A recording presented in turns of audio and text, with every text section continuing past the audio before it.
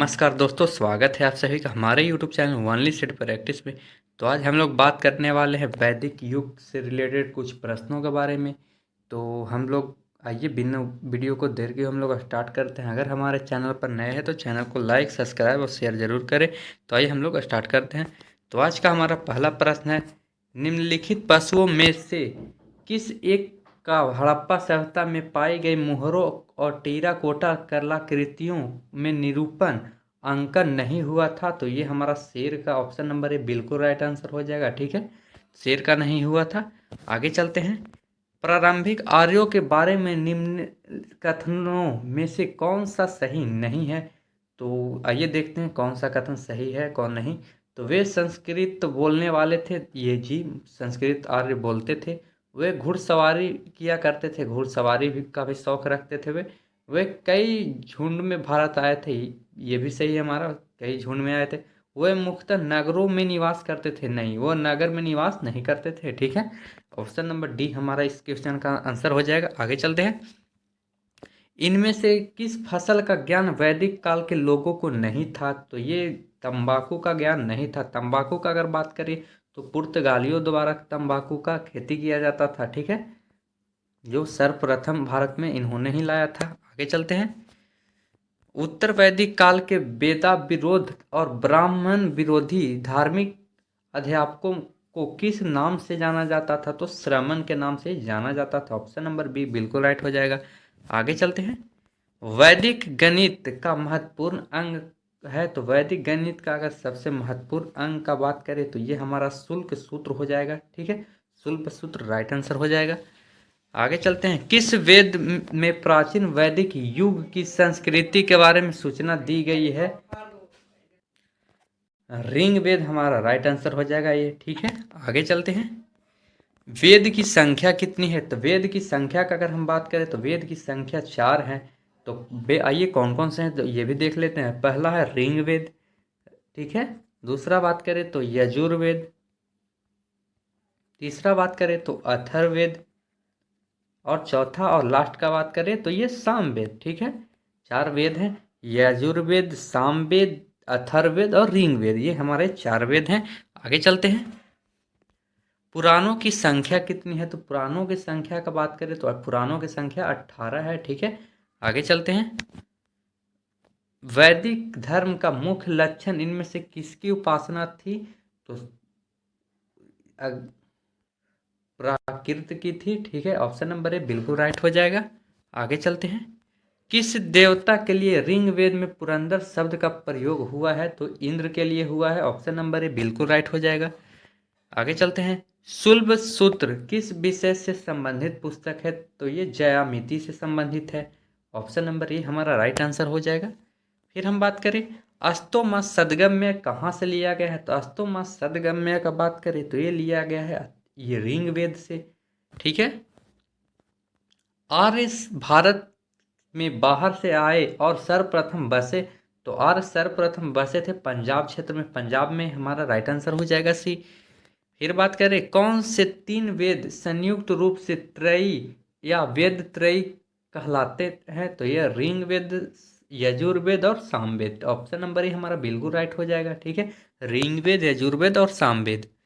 आगे चलते हैं। भारत में राज्य चिन्ह में प्रयुक्त होने वाले शब्द सत्यमेव जयते किस उपनिषद से लिया गया है? तो ये मुंडको उपनिषद से लिया गया है। ठीक है, आगे चलते हैं।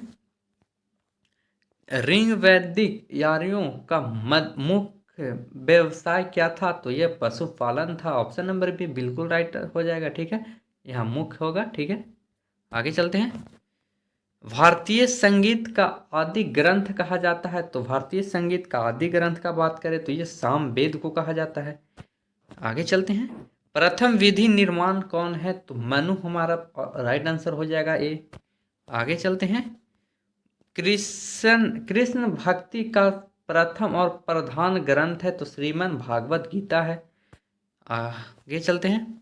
ऋग्वेद में संपत्ति का प्रमुख रूप क्या है? तो ऋग्वेद में संपत्ति का अगर बात करें तो गोधन हमारा राइट आंसर हो जाएगा ये। ऋग्वेद के किस मंडल में शूद्र का उल्लेख पहली बार मिलता है? तो ये 10वें मंडल में मिलता है। अगर हम बात करें ऋग्वेद में कितने मंडल हैं, तो ऋग्वेद में 10 मंडल हैं। ठीक है, 10 मंडल ऋग्वेद में हैं। आगे चलते हैं। ऋग्वेद का कौन सा मंडल पूर्ण सोम को समर्पित है, तो 9वां मंडल सोम को समर्पित है। प्रसिद्ध 10 राजाओं का युद्ध, 10 राज युद्ध किस नदी के तट पर लड़ा गया था, तो परोसनी नदी के तट पर लड़ा गया था। ऑप्शन नंबर डी हमारा राइट आंसर हो जाएगा। फिर है धर्म शास्त्रों में भू राजस्व की दर क्या है, तो 1/6 है। 800 ईसा पूर्व से 600 ईसा पूर्व का काल किस युग से जुड़ा है, तो ये जुड़ा हुआ है हमारा ब्राह्मण युग से। ऑप्शन नंबर ए बिल्कुल राइट हो जाएगा। किस काल में अछूत की अवधारणा स्पष्ट रूप से उदित हुई है, तो अछूत की अवधारणा का बात करें तो ये हुई है हमारा धर्मशास्त्र के काल में। एशिया माइनर स्थित बेजागकोई का महत्व इसलिए है कि वे जो भी अभिलेख प्राप्त हुए उनमें से 4 वैदिक देवता इंद्र, वरुण, मित्र, नातसत्य का उल्लेख मिलता है। ऑप्शन नंबर ए बिल्कुल राइट हो जाएगा। गायत्री मंत्र का अगर बात करें किस पुस्तक से में मिलता है, तो ऋग्वेद से गायत्री मंत्र का उल्लेख मिलता है। गायत्री मंत्र में अगर बात करें किस से संबोधित किया जाता है, तो देवी सवित को संबोधित किया जाता है। आगे चलते हैं। न्याय दर्शन को प्रसारित किया था, तो गौतम बुद्ध ने किया था। ऑप्शन नंबर बी बिल्कुल राइट हो जाएगा। प्राचीन भारत में निष्क से जाना जाते थे, तो निष्क से जानने जाते थे स्वर्ण आभूषण को। योग दर्शन के प्रतिपादन है, तो योग दर्शन के पतंजलि हैं। ऑप्शन नंबर ए बिल्कुल राइट हो जाएगा। उपनिषद पुस्तक है, तो उपनिषद पुस्तक का बात करें तो यह दर्शन पर आधारित है। निम्नलिखित में से किसका संकलन ऋग्वेद पर आधारित है, तो ऋग्वेद पर आधारित संकलन का बात करें तो ऋग्वेद पर संकलन आधारित हो जाएगा हमारा सामवेद। ऑप्शन नंबर बी बिल्कुल राइट हो जाएगा। फिर निम्नलिखित में से प्रथम प्रस्था न्यंत्री में शामिल नहीं है, तो नहीं शामिल है ये हमारा हो जाएगा भागवत। Option number A. कर्म का सिद्धांत संबोधित है, कर्म का सिद्धांत संबोधित है मीमांसा से। ऑप्शन नंबर बी हमारा राइट आंसर हो जाएगा।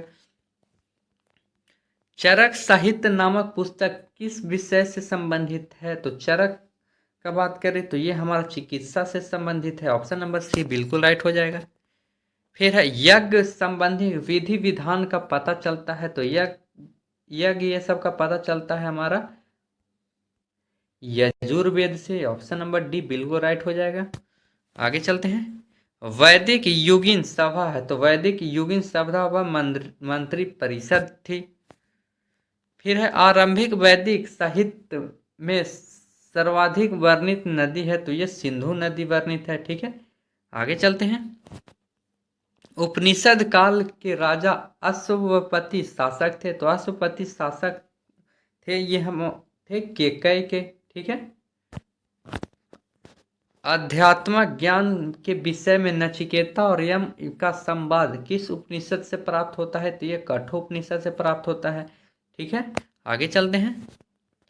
वैदिक नदी कुंभ जो काबुल में है का स्थान कहाँ निर्धारित होना चाहिए, तो ये अफगानिस्तान में होना चाहिए। अफगानिस्तान की राजधानी का बात करें तो काबुल है। ठीक है, आगे चलते हैं। कपिल मुनि द्वारा प्रतिपादित दार्शनिक प्रणाली वो क्या है, तो सांख्य दर्शन हो जाएगा। Option number B. भारत के किस स्थल की खुदाई में लौह धातु के प्रचलन का प्राचीनतम प्रमाण मिला है, तो ये मिला है अंतरजीखेड़ा से। ऑप्शन नंबर बी बिल्कुल राइट हो जाएगा। वैदिक युग के प्रचलित लोकप्रिय शासन प्रणाली थी, तो ये गणतंत्र थी। सबसे प्राचीन वेद कौन सा है, तो ऋग्वेद सबसे पुराना और प्राचीन वेद है। संख्या, योग, न्याय, वैशिक, मीमांसा एवं वेदांत इन 6 भिन्न भारतीय दर्शनों की स्पष्ट रूप से अभिव्यक्त हुई है, तो ये हुई है हमारा वैदिक युग में। ठीक है, ऑप्शन नंबर ए हमारा राइट आंसर हो जाएगा वैदिक युग। निम्नलिखित में से वह दस्तकारी कौन सी है जो आर्यों द्वारा व्यवहार में नहीं लाई गई है? तो आर्यों द्वारा व्यवहार में नहीं लाई गई वह लुहार, ठीक है, जिसे लुहार गिरी भी कहते हैं। किस वेद में जादुई माया और वशीकरण का वर्णन है? जादू टोना और वशीकरण का बात करें तो ये हमारा अथर्ववेद में है, ठीक है। ऑप्शन नंबर डी हमारा राइट आंसर हो जाएगा। आगे चलते हैं। आर्य शब्द इंगित करता है, आर्य शब्द इंगित करता है हमारा ये श्रेष्ठ वंश को, ठीक है। ऋग्वेद में कुल कितने मंडल हैं? तो 10 मंडल है ऋग्वेद में। आर्य भारत में संभवतः आए थे, तो आर्य आए थे मध्य एशिया से, ठीक है। आगे चलते हैं। ऋग वैदिक युग की प्राचीनतम संख्या कौन सी है? तो ऋग वैदिक का प्राचीनतम संख्या का अगर बात करें तो ये हमारा विदत हो जाएगा। प्राचीनतम व्याकरण अष्टाध्यायी के रचनाकार हैं पाणिनि हैं इसके रचनाकार, ठीक है।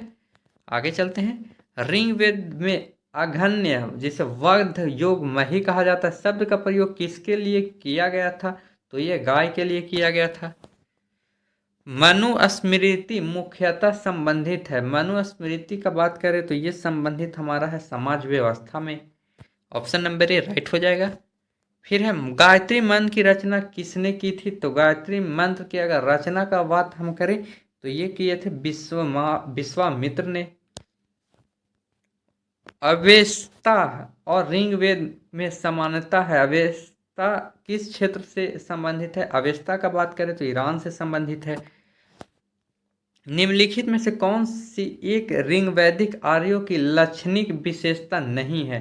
तो इसमें से लक्षणिक व्यवस्था की ना बात करें तो ऑप्शन नंबर बी हमारा हो जाएगा। वे लोहा के उपयोग से परिचित थे, ठीक है। वैदिक काल में लोहा का ज्ञात हो चुका था, लेकिन सिंधु घाटी सभ्यता जिसे हड़प्पा सभ्यता कहते हैं उसमें लोहा का कोई परिचित नहीं था, ठीक है। आगे चलते हैं। ऋग्वैदिक में निम्नांकित में से किन नदियों का उल्लेख अफगानिस्तान के साथ आर्यों से संबंधित सूचक है? तो ये हमारा हो जाएगा कुंभरा और क्रमु, ठीक है। कुंभरा और क्रमु ये 2 नदियां थी, ठीक है। तो इसी के साथ हमारा वैदिक युग से रिलेटेड कुछ प्रश्न खत्म होते हैं। मिलते हैं नेक्स्ट वीडियो में। जय हिंद।